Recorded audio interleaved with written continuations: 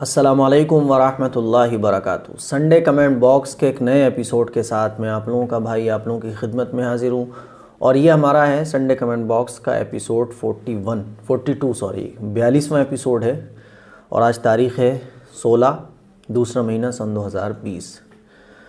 बहुत खुशी की बात है कि अल्लाह का शुक्र है हमारी वेबसाइट लॉन्च हो चुकी है और आप सब ने जितना भी ताउन किया उसी सारे ताउन से ही ये वेबसाइट लॉन्च हुई है और दीन का काम हम और आगे ले जाना चाहते हैं। इसीलिए आप हजरात से दरख्वास्त है कि जितना हो सके हमारे इन दीनी कामों के लिए ताउन ज़रूर करें, हमारे मदरसे के लिए, मस्जिद के लिए और फ़िरोज़ाबाद में जितने भी हमारे काम चल रहे हैं उनके लिए ताउन ज़रूर करें।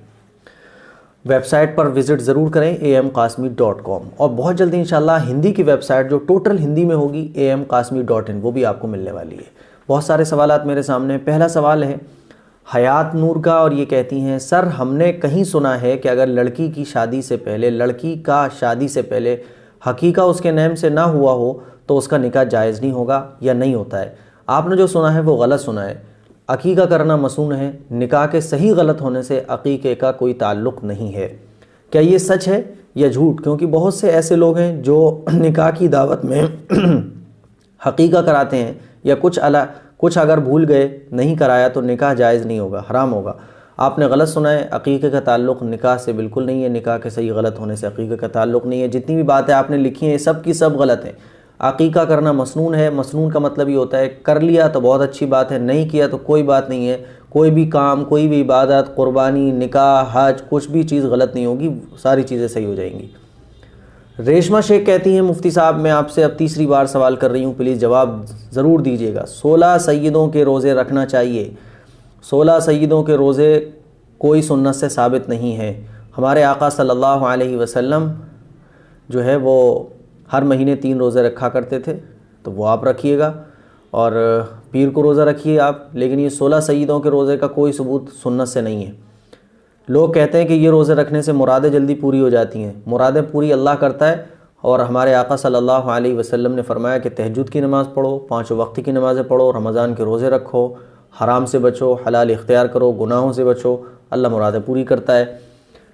लेकिन पता नहीं मेरा दिल जल्दी नहीं मान रहा है। मेरी बहन बिल्कुल गलत है। 16 सैयदों के रोज़े ये खामा के निकले। अभी हुज़ूर अलैहिस्सलातु वस्सलाम के विसाल के कई सौ साल बाद अभी ईजाद हुए हैं। हाल ही फ़िलहाल में 200-300 साल पहले से चले आ रहे हैं, वरना इसका सहाबा के, बुज़ुर्गान दीन के, अइम्मा मुज्तहिदीन के किसी के ज़माने में इसका वजूद नहीं था। 16 सैयदों के रोज़े रखना ये बिल्कुल बिदात है, खुराफात हैं और नई तरीक़े हैं जो दीन इस्लाम में ईजाद हो गए, इससे बचना चाहिए। मोहम्मद हकीम कहते हैं, मुफ्ती साहब मेरा जवाब नहीं दिया, मैं पूछ रही हूँ ये शिर्क क्या होता है? शिर्क किसे कहते हैं?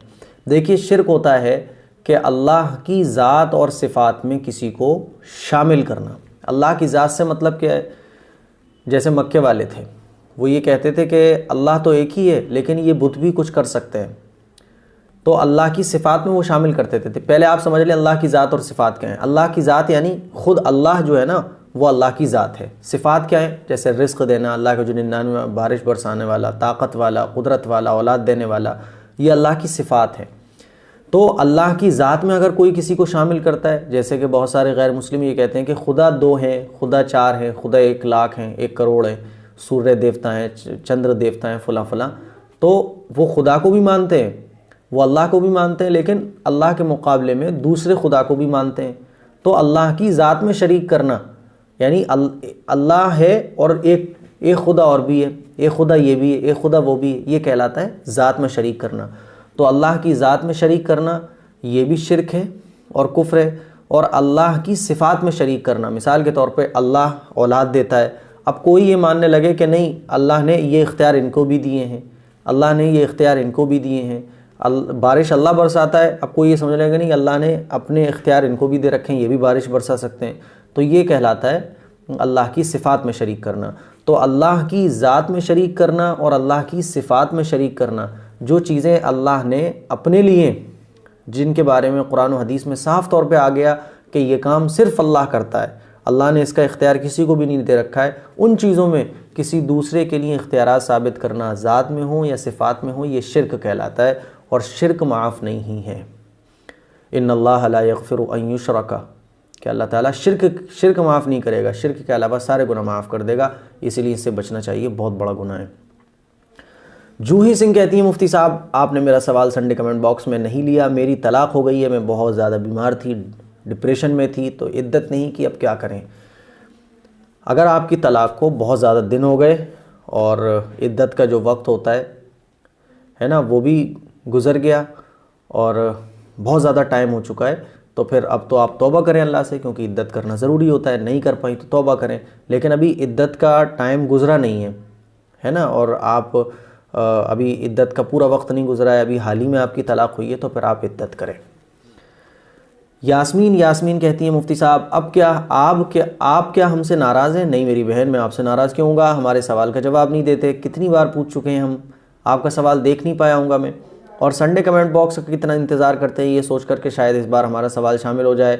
अब आप जवाब नहीं दोगे तो हम दोबारा नहीं पूछेंगे आपसे। मेरा सवाल ये है कि अगर मैं जवाब ना दे पाऊँ तो आपके पास बहुत सारे ऑप्शन हैं। आप मेल भी कर सकते हैं askmqasmi@gmail.com पर, और आप वेबसाइट पर जाकर अपना सवाल वहाँ भी भेज सकते हैं। बहुत 24 घंटे के अंदर आपको रिप्लाई मिल जाएगा।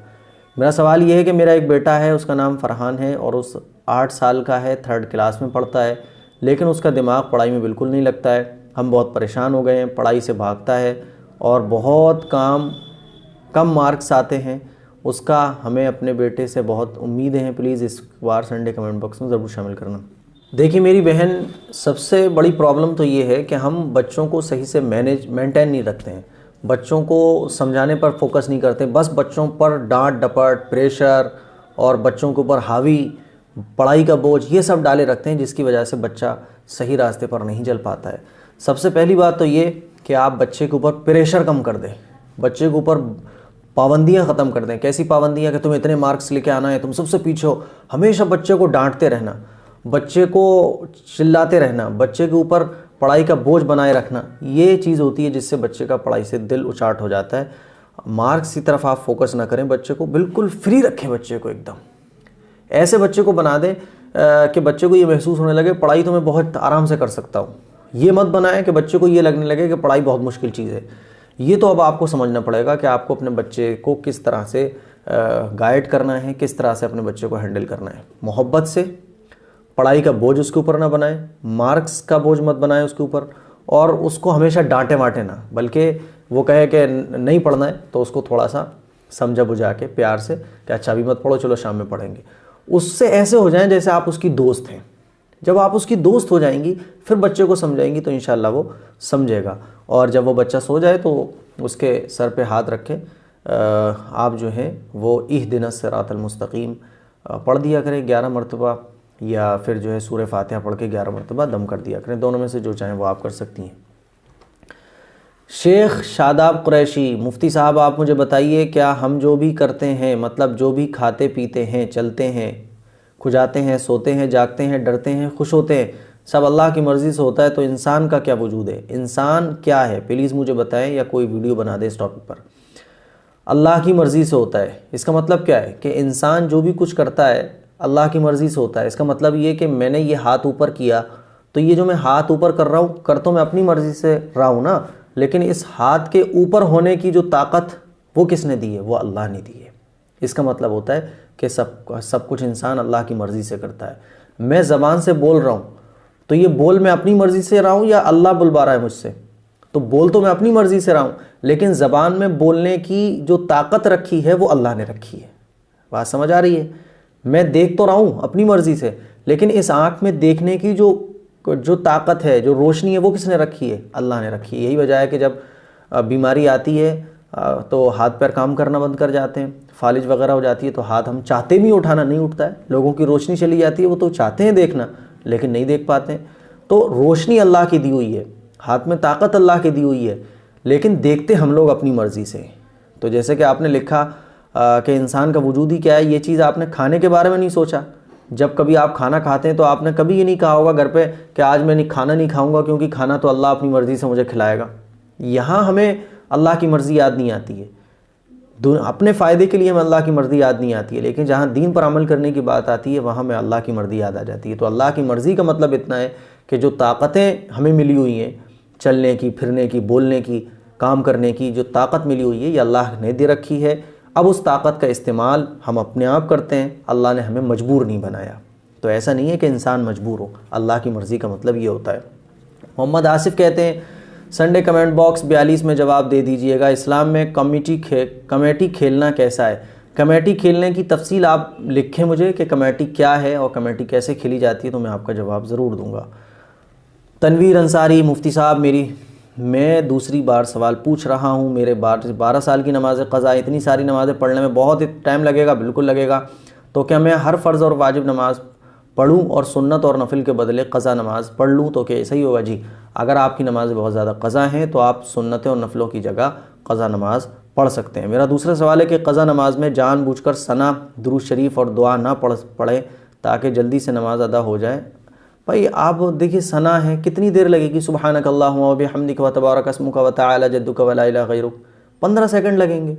दुरूद शरीफ है, कितनी देर लगेगी? 20 सेकंड लगेंगे। तो 20-25 सेकंड के चक्कर में आप क्यों दुरूद शरीफ छोड़ रहे हैं, क्यों सना छोड़ रहे हैं? इसीलिए सारी चीज़ें पढ़ें एहतिमाम से, आराम से, नो प्रॉब्लम। और अगर आप जल्दी पढ़ना चाहते हैं तो इतनी कर लें कि एक दिन में 5 नमाज़ें पढ़ लें, तो 12 साल की नमाज़ें हैं, 12 साल में हो जाएंगी कवर। तो इसका मतलब ये है कि ऐसा नहीं है कि आप शॉर्ट कर दें, शॉर्ट ना करें, नमाज़ को नमाजी के तरीक़े से पढ़ें, क्योंकि नमाज़ को अच्छे तरीक़े से पढ़ना ये भी हदीस में आया है। और हुज़ूर अलैहिस्सलातु वस्सलाम ने फरमाया कि बदतरीन चोरी तो वो है जो नमाज के सजदों में की जाए, नमाज के रुकू में की जाए, नमाज़ पढ़ने में की जाए। तो नमाज जब आप पढ़ रहे हैं, क़ज़ाई क्यों ना पढ़ रहे हो, अच्छे तरीक़े से पढ़ें, उसे शॉर्ट करने की कोशिश ना करें। कुछ छोड़ना कैसा है? मत छोड़ें भाई, सुन्नतों को क्यों छोड़ रहे हैं आप? नमाज के अंदर जो चीज़ें पढ़ना सुन्नत, उसको सुन्नत समझ कर ना छोड़ें, पूरी नमाज़ पढ़ें। शोएब पठान कहते हैं मुफ्ती साहब अस्सलाम वालेकुम वरहमतुल्लाह। वालेकुम अस्सलाम। नंबर एक, इनके बहुत सारे सवाल है। नंबर 1, गुस्ल करने से पहले नियत करना ज़रूरी है? नियत करना गुस्ल करने से पहले ये सुन्नत है। नियत करने का मतलब क्या है? अल्लाह, मैं पाकी हासिल करने के लिए गुस्ल करने जा रहा हूँ, ये सुन्नत है। दिल में इरादा करना ज़रूरी है, बग़ैर नियत के गुस्ल नहीं होगा। दिल बग़ैर नियत के गुस्ल हो जाता है, नियत करना सुन्नत है। दिल में नियत हमेशा दिल में ही होती है। नंबर 2, हर तरह के गुस्ल के लिए एक ही तरीक़ा है या अलग? हर तरह के गुस्ल का एक ही तरीक़ा है। नंबर 3, आपकी क्लिप में देखा था कि नहाने के बाद अलग से वज़ू करना ज़रूरी नहीं है। जब आप नहाए तो आपका चेहरा भी धुला, आपके हाथ भी धुले, आपका सर भी धुल गया, आपके पैर भी धुल गए, तो सारी चीज़ें जो वज़ू में होती हैं वो नहाने में हो गई, तो वो वज़ू खुद ब खुद हो जाता है। तो मुझे पूछना ये था कि उसके लिए पैर भिगो के नहाना ज़रूरी है? भाई, नहाना किसको कहते हैं? आप ही बताएं, नहाना किसको कहते हैं? जब हम कहते हैं मैं नहा लिया, तो नहाने का मतलब क्या होता है? पूरा नहाना कहते ही उसको है। तो इसीलिए पैर किसी ने नहीं धोए, किसी ने सर छोड़ दिया, तो वो नहाना नहीं कहलाएगा। तो मुझे पूछना ये था कि उसके लिए सर भिगो के नहाना ज़रूरी है? सर भिगोए बग़ैर नहाने का मतलब ये होता है कि पूरा बॉडी का एक एक पार्ट धो लेना, इसको कहते हैं नहाने को। सर अगर किसी ने छोड़ दिया तो उसका गुस्ल नहीं होगा। समझ रहे हैं बात को? अगर आपने कोई भी पार्ट बॉडी का छोड़ दिया नहाते टाइम, सर छोड़ दिया, पैर छोड़ दिए, तो आपका गुस्ल सही नहीं होगा। अगला सवाल है आमिर खान का। मुफ्ती साहब, मेरा सवाल ये दूसरी बार है, प्लीज़ जवाब ज़रूर दीजिएगा। प्लीज़ ये बताइए कि रसूलुल्लाह सल्लल्लाहु अलैहि वसल्लम और सहाबा की ज़िंदगी गुजारने का तरीक़ा क्या है? आप भी कहते हो कि जो हुजूर और सहाबा के तरीक़े पर चलेगा वही फ़िरक़ा जन्नत में जाएगा। सब अपने आप को सुन्नी ही बताते हैं, तो फिर हमें कैसे पता चलेगा कि हुजूर और सहाबा का सही तरीक़ा क्या है, ताकि हम भी हुजूर और सहाबा के तरीक़े पर चलने की कोशिश कर सकें? प्लीज़ कोई हदीस की किताब या कुछ बताएं। हदीस की किताब आप ले लें, मुंतखब अहादीस, ये हदीस की किताब ले सकते हैं आप। अब रही ये बात कि कैसे पता चलेगा, क्योंकि हर कोई आप अपने आप को सुन्नी कह रहा है, तो कैसे पता चलेगा कि ये सहाबा का तरीक़ा है या हुजूर का तरीक़ा है? तो मेरे भाई, हुजूर की हदीसें बिल्कुल ओपन है, सहाबा इकराम के तरीक़े बिल्कुल ओपन है, और इमाम अबू हनीफ़ा, बुज़ुर्गान दीन, इमाम मुज्तहिदीन, सबकी ज़िंदगी बिल्कुल ओपन है। मैं आपको एक बहुत छोटी सी मिसाल देता हूँ। फॉर एग्ज़ाम्पल, हमारे माशरे में जो चलता है ना, तीजा, 10वां, 20वां, 40वां, अब बहुत आसान सा है कि तीजा, 10वां, 20वां, 40वां, अब जो लोग इसको करते हैं वो कहते हैं कि हम अहले सुन्नत हैं, जो लोग इसको नहीं करते हैं वो कहते हैं हम अहले सुन्नत हैं। दोनों अपने आप को सुन्नी कहते हैं। कैसे पता चलेगा कि ये सही है, ये सुन्नी है असल, और ये सुन्नी नहीं है? तो बहुत आसान तरीक़ा है, आप उनसे ही पूछ ले कि भाई हुजूर अलैहिस्सलातु वस्सलाम ने तीजा कैसे किया, या सहाबा इकराम के ज़माने में तीजा कैसे होता था, 10वां कैसे होता था, 20वां कैसे होता था? तो इसकी वो कोई हदीस नहीं दिखा सकते, कोई सहाबा की ज़िंदगी से एक चीज़ इसको बता नहीं सकते हैं। तो जब सहाबा की ज़िंदगी से जो कोई चीज़ साबित नहीं होती है, खैरुल कुरूनी क़रनी सुम्मल लदीन यलूनहुम सुम्मल लदीन यलूनहुम, कि 3 ज़माने बेहतर हैं। हुज़ूर अलैहिस्सलातु वस्सलाम ने फरमाया, मेरा ज़माना, सहाबा के ज़माना, मेरे सहाबा का ज़माना, फिर उसके बाद का ज़माना। तीनों ज़माने ये खैरुल कुरून के ज़माने हैं। इन 3 ज़मानों में आप देख लें कि ये काम हुआ या नहीं हुआ, तो फिर आप दूध का दूध पानी का पानी हो जाएगा। बस ये आप फॉर्मूला अपना लें तो आपको पता चल जाएगा कि कौन सुन्नी सही है, कौन सुन्नी सही नहीं है। बस जब भी नई नई चीज़ें आ जाएँ तो उसमें आप तो फ़ौरन वो, अब बाज़ लोग ये कहेंगे कि अब यूट्यूब पे जो आप बता रहे हैं ये कहाँ से साबित है। तो भाई यूट्यूब जो है ये एक ज़रिया है, दीन नहीं है, इसको कोई दीन नहीं कहता है। बाज़ लोग कहते हैं आप पहले जो है मोटरसाइकिलें नहीं थी हुजूर के ज़माने में, अब मोटरसाइकिल हो गई हैं तो ये भी बिदअत हो गई। तो देखिए मोटरसाइकिल ये एक ज़रिया है, ज़रिया है, इसको कोई दीनदारी नहीं समझता है। बिदअत कहते ही उस चीज़ को है जिस वो काम जो सहाबा के ज़माने ना होता हो उसको दीन समझ के करना, दीन समझ कर करना। पंखा नहीं था सहाबा के ज़माने में, अब हमारे ज़माने में पंखा है, लेकिन पंखे के नीचे बैठने को हम दीन नहीं कहते हैं। लेकिन कोई बंदा ये कहने लगे कि इस पंखे के नीचे बैठना दीन है, ये बिदअत हो जाएगा। तो जो काम दीन नहीं था उसको दीन समझ कर करना, यही बिदअत कहलाता है। तो सुन्नत क्या है और सही सुन्नी कौन है, गलत सुन्नी कौन है, आसान सा तरीक़ा मैंने आपको बता दिया है। अगला सवाल है मोहम्मद शाकिर हुसैन का।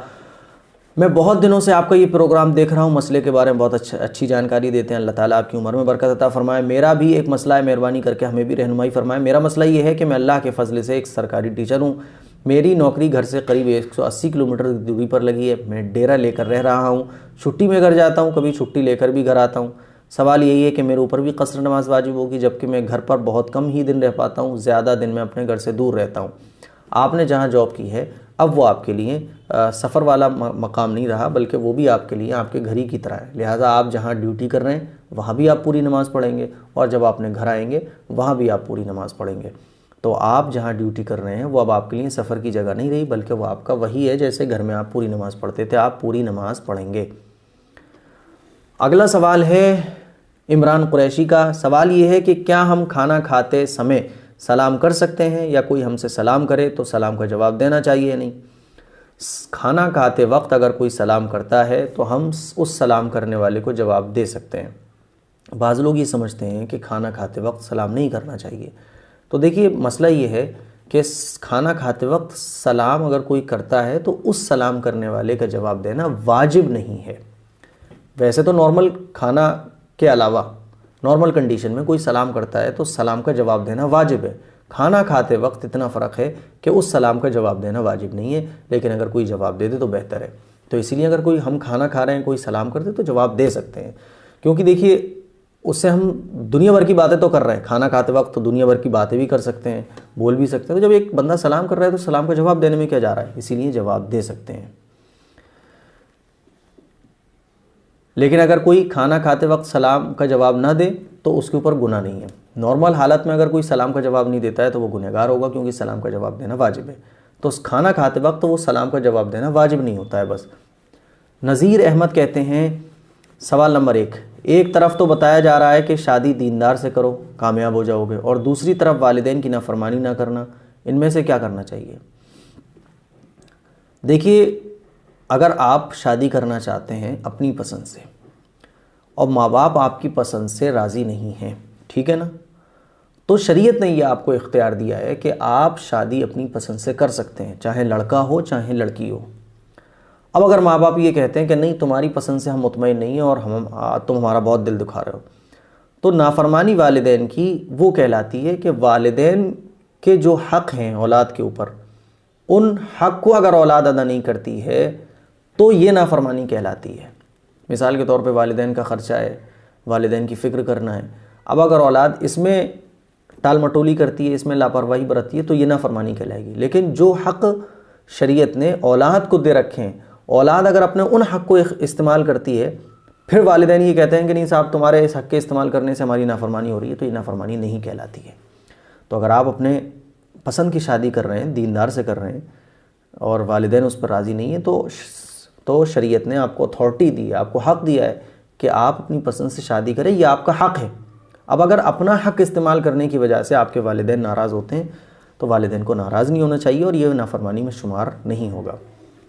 सलमा सुमरा कहती हैं मुफ्ती साहब मैंने कितनी बार सवाल किया संडे कमेंट बॉक्स में, प्लीज़ मेरा सवाल शामिल कीजिएगा। क्या औरतें कब्रिस्तान जा सकती हैं? सब कहते हैं नहीं जा सकती हैं, आप सही से समझाएं। देखिए औरतों का कब्रिस्तान जाना इसलिए मना किया गया है क्योंकि औरतें जो हैं जल्दी से भावुक हो जाती हैं, भावुक इमोशनल हो जाती हैं। अब वो जब कब्रिस्तान जाएंगी तो भावुक हो जाएंगी, रोना पीटना शुरू कर देंगी, क्योंकि होता है। और चूँकि औरतें जल्दी से बातों में भी आ जाती हैं लोगों की, तो कब्रिस्तान में आजकल आप जानते हैं तरह तरह के लोग भी बैठे होते हैं।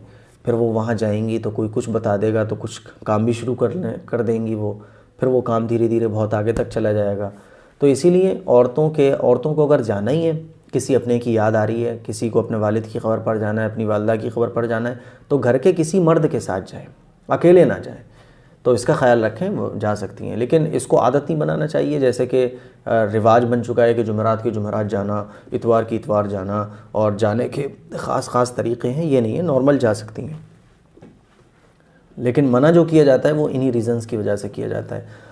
अंजलि चौधरी कहती है, मैंने आपको लास्ट संडे कमेंट की वीडियो पर अपना कमेंट दिया, आपने क्वेश्चन किया था, मैं चाहती हूँ कि आप मुझे ज़रूर सुने। आप मुझे ज़रूर सुने का मतलब क्या है? आप मुझे अगर कुछ सुनाना चाहती तो मेल कर सकती हैं askmqasmi@gmail.com पर, और पढ़ें। अच्छा, ज़रूर सुने और पढ़ें, ठीक है। आप मुझे मेल कीजिएगा, प्लीज़ मेरा जवाब ज़रूर दीजिएगा। It's very urgent and very essential for me. मुझे आपका, अंजलि चौधरी जी, मुझे आपका सवाल नहीं मिला है, आप मुझे अपना सवाल मेल करें askmqasmi@gmail.com पर। अरियान खान कहते हैं, मुफ्ती साहब मैं बहुत दूसरी दफ़ा पूछ रही हूँ, मैंने ख्वाब में देखा था कि कोई औरत मुझसे बहुत ध्यान से 3 अलग अलग दिन सूरह यासीन पढ़वाने की कह रही है। हम रोज़ाना पढ़ते हैं, लेकिन क्या अब अलग से पढ़ना चाहिए? ख्वाब कोई वही थोड़ी होते हैं, आप तो ख्वाब को वही समझने लगे। आजकल लोग अपने अपने ख्वाबों को वही समझते हैं कि ख्वाब में जो दिखा है वो बिल्कुल वैसे ही होगा। ख्वाब दिख गया यार, जाने दो, आपको जो ख्वाब दिखे वो वैसी ख्वाब है, कोई दिक्कत नहीं है। आप जैसे सूरह यासीन पढ़ते हैं वैसे ही पढ़ते रहे। कितनी ही औरतें आके आपको क्यों ना कहें कि ऐसे ऐसे पढ़ो, कोई दिक्कत नहीं, सूरह यासीन जैसे आप पढ़ते हैं वैसे ही पढ़ते रहे। आलिया सिद्दीकी कहती हैं, मेरा नाम ज़ैनब है, स्कूल में रोल नंबर आखिर होने की वजह से परेशानी होती है। अच्छा, चूँकि जेड अल्फ़ाबेट्स में जो है बिल्कुल लास्ट है, ABCD के बाद जेड बिल्कुल आखिर में आता है। कोई नाम ऐसा बताइए जो मीनिंगफुल हो। अच्छा, आपका नाम ज़ैनब है तो फिर आपका नाम बिल्कुल आखिर में आता होगा, है ना, होता है ऐसा। तो आप सबसे आसान तरीक़ा ये कि आप ज़ैनब से पहले अफ़ीफ़ा लगा लें। अफ़ीफ़ा कहते हैं पाक दामन, तो आप लगा लें अफ़ीफ़ा ज़ैनब, अफ़ीफ़ा ज़ैनब, बहुत शानदार नाम हो जाएगा और फर्स्ट नंबर पे आ जाएंगी आप, एकदम लास्ट से फर्स्ट पे आ जाएंगी। तो अफ़ीफ़ा ज़ैनब नाम रख सकती हैं आप। इसी तरह से आप जो हैं आमिना भी लगा सकती हैं और अनम भी लगा सकती हैं, अनम ज़ैनब। लेकिन मुझे जो बेटर लग रहा है वो ये लग रहा है अफ़ीफ़ा ज़ैनब, ये ज़्यादा बेटर है, तो आप इसको लगा लें। अगला सवाल है तनवीर हुसैन का, मुफ्ती साहब हम अपनी नमाज जमात के साथ पढ़ना चाहते हैं, 2 या 4 साथी के साथ, तो बिल्कुल पढ़ सकते हैं। 2 लोग हैं, 2 लोग भी जमात से नमाज़ पढ़ सकते हैं। और तकबीर पढ़ने वाला कोई नहीं है तो क्या करें? तकबीर तो बहुत आसान है, उनमें से जो 4-6 हैं उनमें तकबीर याद करा दें किसी को, और अगर किसी को याद नहीं है तो बग़ैर तकबीर की भी नमाज़ तो बहरहाल हो जाएगी, लेकिन तकबीर पढ़ना मसनून है, तकबीर पढ़ना चाहिए। नहीं पढ़ने वाला तो वैसे भी नमाज़ बहरहाल जमात से पढ़ सकते हैं आप। सोहेल सिद्दीकी कहते हैं, मुफ्ती साहब क्या गुस्ल की हालत में बाल्टी में नहाना, बाल्टी में हाथ या उंगली चली जाए तो उस पानी से गुस्ल और वज़ू नहीं हो सकता? कहते हैं नापाकी में नहाने के पानी में हाथ नहीं डाला जा सकता। ये मसला मैं जब भी समझाता हूँ लोगों को, तो चूँकि एक चीज़ कई सालों से जो माइंड में जमी हुई होती है तो वो जल्दी से निकलती नहीं है, और ये मसला लोगों को सही पता भी नहीं होता है। देखिए, हम जो नापाक होते हैं तो ये नापाकी ऐसी होती है कि इससे हम नमाज़ नहीं पढ़ सकते, कुरान नहीं पढ़ सकते, है ना। ये नापाकी ऐसी होती है, मस्जिद नहीं जा सकते, वरना हमारी बॉडी पाक है। लेकिन ये जो नापाकी लगी हुई है, इससे हमारी बॉडी नापाक नहीं हुई, बल्कि ये नापाकी ऐसी है जिससे हम नमाज, कुरान, मस्जिद में नहीं जा सकते, ये काम नहीं कर सकते, वरना हमारी बॉडी पाक है। हम किसी से छुल जाएं तो वो चीज़ नापाक नहीं होती है। इसीलिए हम नापाक हैं, और जिस पानी से हम गुस्ल करने जा रहे हैं उसमें अगर हमारा हाथ चला जाता है तो वो पानी नापाक नहीं होगा। उसमें हमारी उंगली डूब जाती है तो वो पानी नापाक नहीं होगा, क्योंकि हमारे हाथ में कोई नापाकी थोड़ी लग रही है। पानी नापाक जब होता है जब उसमें कोई नापाक चीज़ पड़ जाए, पेशाब पखाना, कोई नापाक चीज़, गंदगी वगैरह, तब पानी नापाक होता है। तो हमारी उंगली पे अगर कोई नापाकी लग रही है तब हमने बाल्टी में पानी डाल दिया, तब तो वो नापाक होगा। लेकिन हमारी बॉडी गुस्ल हम पर फ़र्द हो चुका है तो हमारी बॉडी कोई नापाक थोड़ी होती है। गुस्ल फ़र्द हो गया लेकिन इससे हमारी बॉडी नापाक नहीं होती है। तो उंगली वगैरह चली जाए पानी में तो पानी नापाक नहीं होगा। ये जल्दी समझ में नहीं आता है लोगों को। बाज़ लोग तो फिर बुरा भला कहना शुरू कर देते हैं। हाँ अच्छा, आगे ये सवाल है शेख हुसैन का। भाईजान मेरी अम्मी का सवाल है, क्या मेटल की चूड़ी से नमाज मुकम्मल होती है? ख़वातीन कैसी भी चूड़ियाँ पहन सकती हैं, नमाज उनकी हो जाती है, मेटल की चूड़ी हो या जैसी भी हो। गुड़िया कुरैशी कहती हैं, क्या नमाज में सलाम फेरने से पहले हाथ उठाकर दुआ कर सकते हैं?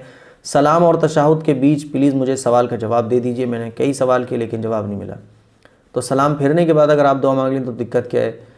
तो आप तहियात, सलाम और तशहुद के बीच में जो है हाथ उठाकर दुआ नहीं मांग सकती हैं। हाँ, आप तहियात और दुरूद शरीफ पढ़ने के बाद कुरान और हदीस से जो दुआएं साबित हैं वो दुआएं आप बग़ैर हाथ उठाए तहियात में बैठकर मांग सकती हैं। हाथ उठाकर दुआ नहीं मांग सकती हैं। सलाम फेरने के बाद हाथ उठाकर भी मांग सकती हैं। अगला सवाल है अल्तमश वसीम का। भाईजान कैसे हैं आप? 3-4 सवाल कर चुकी हूँ लेकिन मेरा सवाल एक भी जवाब नहीं देते। भाईजान अल्लाह के लिए मेरे सवाल का जवाब दीजिएगा। नमाज में सलाम के बाद कौन सी दुआ पढ़ी जाती है और दुआ मांगी जाती है?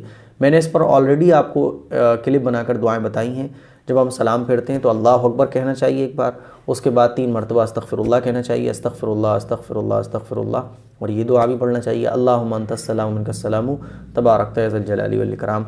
इसके अलावा आप जब नमाज के बाद कौन सी दुआ मांगी जाती हैं, AM कासमी, इस तरह से आप यूट्यूब पर सर्च करेंगी तो आपको मेरी वो क्लिप मिल जाएगी।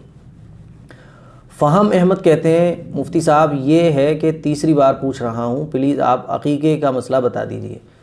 अक़ीक़ा करना मसनून है। लड़के की तरफ से 2 बकरे, लड़की की तरफ से 1 बकरा, और अक़ीक़ा 7वें दिन करना मसनून है। 7वें दिन नहीं कर सकते तो 14वें दिन, 14वें दिन नहीं कर सकते तो 21वें दिन, वरना फिर जब सहूलत हो जब कर सकते हैं। मसनून है अक़ीक़ा करना। मसनून का मतलब ये कि अगर जिसको अल्लाह ने ताकत दे रखी है, जिसको अल्लाह ने इतना पैसा दे रखा है जिससे वो अक़ीक़ा कर सकता हो तो वो कर ले। जिसको नहीं दे रखा तो उसके ऊपर कोई ज़रूरी नहीं है। जिसको अल्लाह ने नवाज रखा है, जो हैसियत वाला है, वो कर ले, और जो गरीब है जिसके पास इतना पैसा वगैरह नहीं है उसके ऊपर मसनून नहीं है। तो अक़ीक़ा करना मसनून है। और अगर कोई नहीं हो पाया किसी का अक़ीक़ा तो कोई दिक्कत नहीं है, बस इतना ये है। मिस्टर अरशद से कहते हैं, भाई हमारे घर में मिट्टी के चूल्हे या गैस चूल्हे होते हैं, हमें किस तरफ मुंह करके रखना चाहिए? जिस साइड आप चाहें गैस के चूल्हे चक्कियाँ वगैरह रख सकते हैं, कोई दिक्कत नहीं है। आसिफ समा कहते हैं, मुफ्ती साहब 3 साल से लगातार मेहनत करने के बावजूद गवर्नमेंट एग्ज़ाम क्लियर नहीं हो रहा है, क्या करें? आप कहाँ मिस्टेक कर रहे हैं? आप कहाँ गलती कर रहे हैं? अगर आप मेहनत नहीं कर रहे हैं तो मेहनत करें। आप मेहनत कर रहे हैं फिर भी आप एग्ज़ाम क्लियर नहीं कर पा रहे हैं तो ये देखिए कि आपसे गलतियाँ कहाँ हो रही हैं। हमसे जो भी गलतियाँ हो जाएँ आइंदा उस गलती को ना दोहराएं, उन गलतियों को नोट करें ताकि आइंदा उन गलतियों में सुधार किया जा सके। अपनी कमियों पर गौर करें कि आपसे कहाँ कहाँ मिस्टेक्स हुई हैं जिसकी वजह से एग्ज़ाम क्लियर नहीं हुआ है, और अल्लाह से दुआ करें। घबराएं ना, हिम्मत रखें।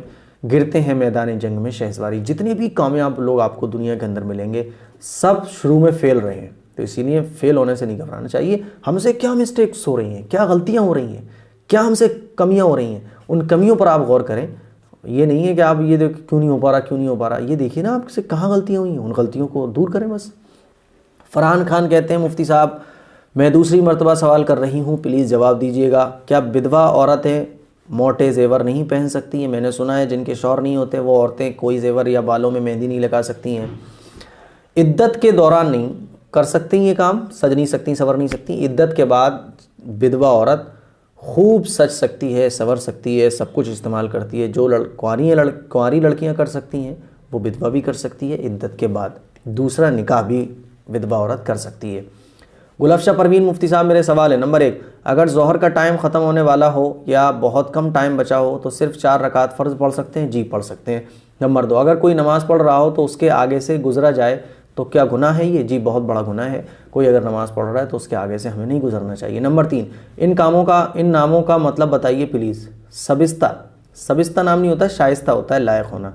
साकिब कहते हैं रोशन, सबा नरम हवा को कहते हैं, हिबा कहते हैं किसी को कोई चीज़ दे देना, हदिया करना।